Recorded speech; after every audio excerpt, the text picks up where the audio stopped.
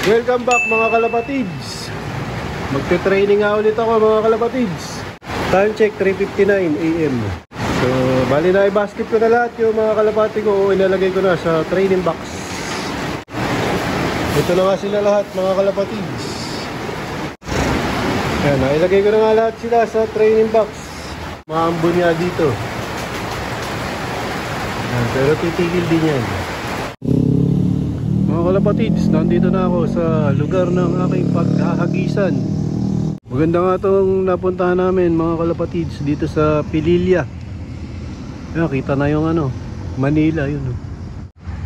Medyo maaga nga kami, kaya pinapahinga ko ng husto yung mga ibon ko mga kalapatids. Naibaba ko na nga yung aking mga ibon mga kalapatids. Ayan. Pinapahinga ko lang ng konti. Maaga nga kaming dumating dito mga kalapatids, kaya maya ko pa sila papakawalan siguro. Ayan, time check 6:49. Maaga pa. Pero ganda na ng araw dito mga kalapatids. Ayan, bale ito nga yung windmill ng Pililla mga kalapatids. Ayan, yan yung magiging palatandaan ng ibon ko kung sakali. Tapos ito na nga yung aking mga ibon, kasalukuyang nire-relax ko mga kalapatids. Kasi nga galing sila sa biyahe para di sila mawindang. Pagka pinakawalan ko mga kalapatids, mahirap yung pagbaba ng sasakyan tapos biglang pakawala agad.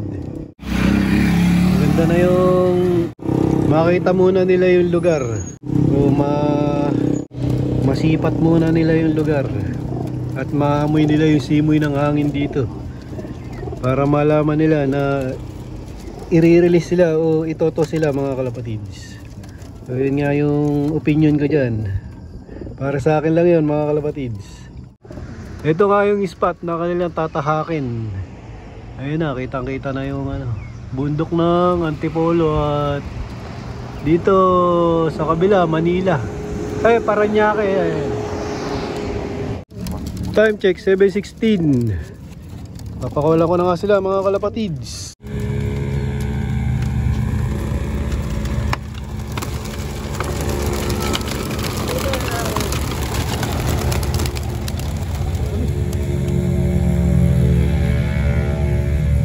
Ito na sila mga kalapatids. Ayan.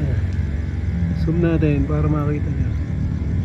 Ayun, kitang kita nga nila yung uuyan. Ayun, ganda ng panahon. Diretso na agad.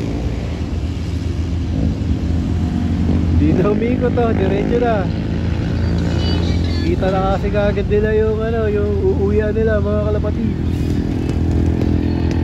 Nandito tayo sa taas ng bundok.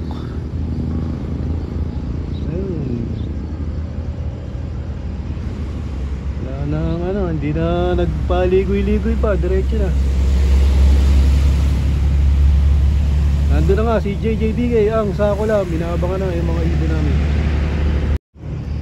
Ito yung aking training box.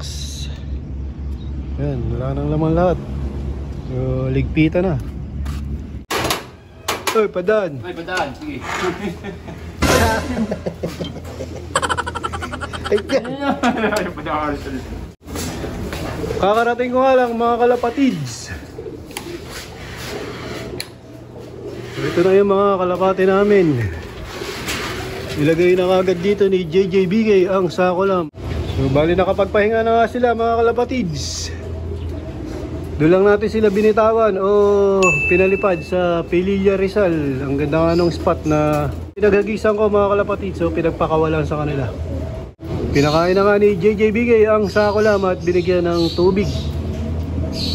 Siyempre yung pagkain yan wala iba kundi ang kalapatids flyer mix ni Boss Ronald Gonzales. Update tayo dito sa aming mga inakay at breeder dito sa Ibunan mga kalapatids. So ito nga ang SBR Banlon at Huymans mga kalapatids. Tingin ko malapit na mamisa to. Tapos ito yung aking mga painakay.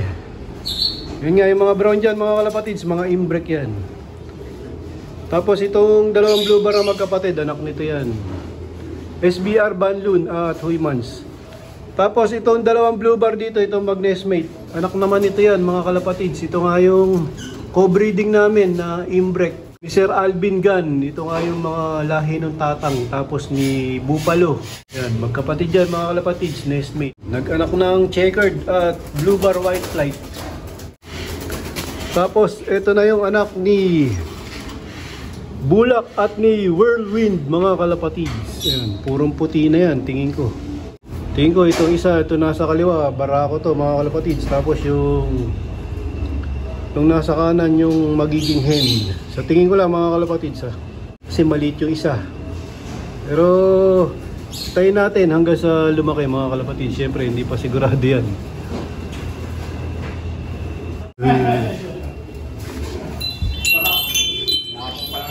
Ito si JJBK ayaw mag-report mga kalapatids. Ayaw marap sa camera.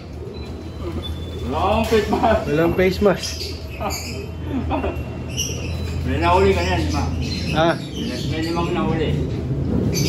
mga ilang minuto. Mga 7. Ang tagal. Naiiwan ano. Oo, naiiwan. Bale, anong oras dumating? Anong oras dumating? 7:37. Ah, 7:37. so, ilang minuto lang. 7:16. Wait tayo mo ako ilang minuto. 10. Ang bilis nung ano, grupo ano. Wala pang ano. Hindi na 19 minutes lang.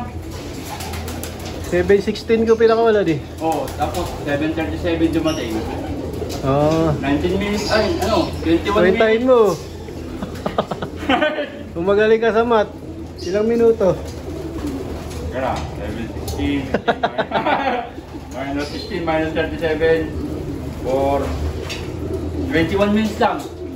Ang bilis lang ano. Bilis Maganda lang. yung pinag-release ko, pati maganda yung panahon. Nilagyan ko na nga ulit ng paso mga kalapatids para umitlog ulit si Bulak at si Whirlwind. Yan, kuha ng parati sila ng isang clutch. Tingnan natin kung anong susunod na kulay ang aanakin nila mga kalapatids. Mga kalapatids, dinalaw ko ng ating kaibigan si Spartacus. Ayan, kung tatatandaan niya mga kalapatids, siya yung binlag namin sa Bicol. Tapos syempre, ito yung mga kalapatids natin. Shoutout mga kalapatids. Shoutout sa taga-Bugtong, Alpin, Pen, shoutout. Shoutout sa inyo kahit di ako nagkakalapati pero gusto ko yung kalapati. Yeah. Shoutout sir sa taga. Si Boss Spartacus. Sa taga PPFCI, mga player ng PPFCI, SBR, lahat, taga Bicol, Kamsor, Albay, shoutout po sa lahat. Ayos.